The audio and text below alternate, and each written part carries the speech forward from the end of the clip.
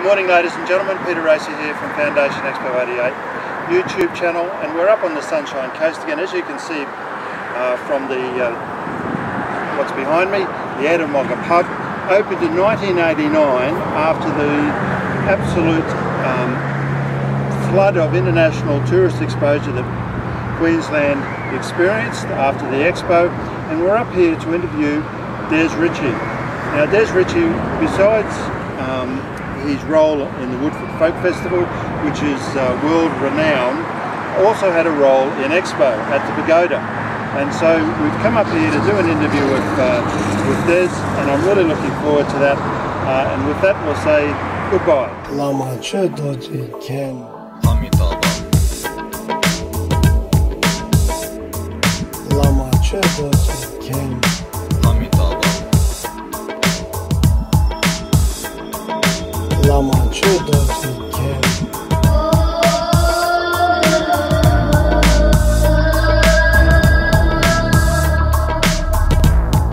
Ladies and gentlemen, Peter Racer here from Foundation Expo 88 YouTube, and I have a great pleasure this afternoon interviewing Des Ritchie.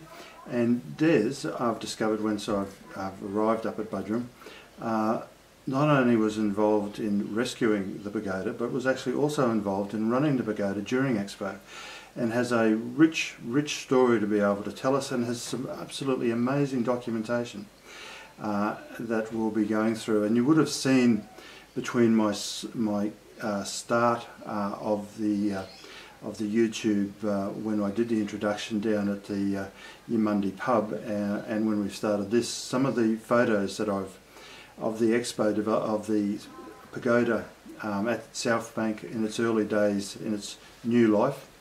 And so we'll then now talk about I think the running of the Pagoda during Expo. Des, if you can just take us through that. You were giving me a bit of an insight about just how hard the Nepalese worked during Expo, and how easy they were as a workforce as such. Well, first of all, the Pagoda was over in a different place than it is today. It was built over close to the Western Gate, and had a bigger area to sit on, etc., and lots of steps going up to it. And the Nepalese came along with Joe and Dean Vickers, who were the two chief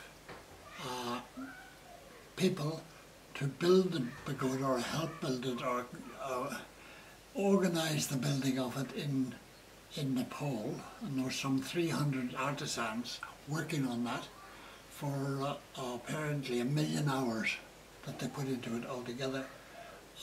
It was an extraordinary piece of architecture, an extraordinary piece of woodwork, and was brought to Australia in a big container, 2 big containers actually, which are very much the same as the containers that we use today on the roads, and you'll see them on big trucks. And then they brought with them a whole about 15 partisans, Nepalese people, who were going to run the whole thing, and they wanted somebody like myself to run it for them, and i.e. to take the energy off their own shoulders and stick it onto my shoulders to organise things and to organise 15 odd Nepalese people without being able to speak the language was quite a little exercise, and I'm very happy it was 25 years ago that it happened, and not today, because today it'd be entirely impossible for me. But it worked, it seemed to work very well, and we got on very well, because they're very happy people.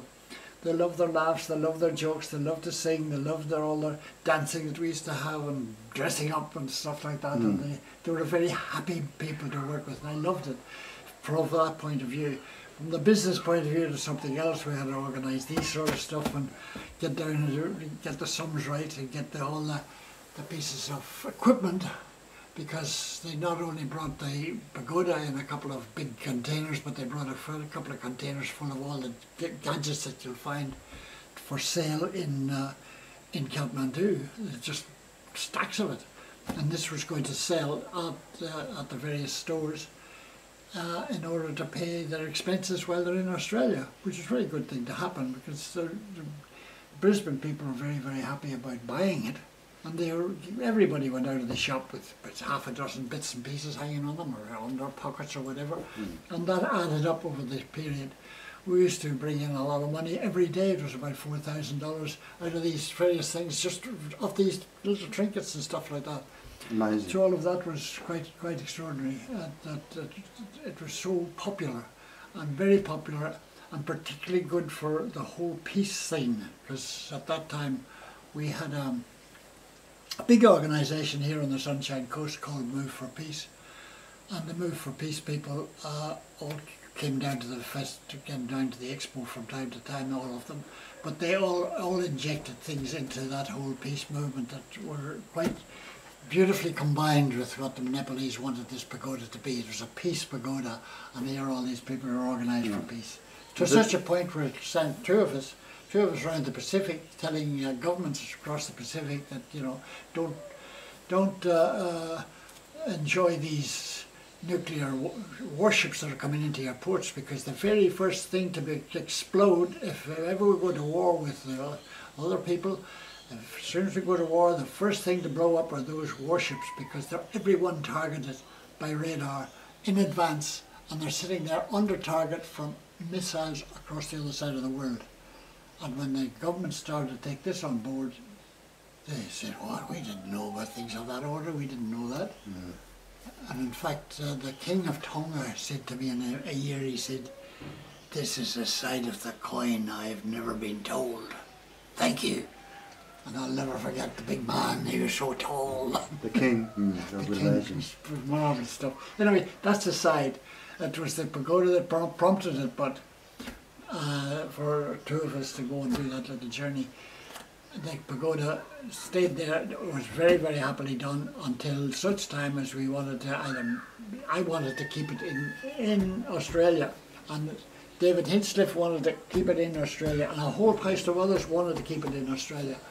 And that took a lot of work, didn't it? That took a lot of work, yeah. Because we had to raise a whole body of people inside Brisbane to say, yes, we want it too. Because there's no point bringing a thing like that to Brisbane, as people say, "Oh, what's that? It's just Asian nonsense. Give it away. We don't want that." They didn't. People in Brisbane really said, "Yes, we'd love to have that. We'd love to have it in Brisbane." It And struck a they chord signed for up, some they reason.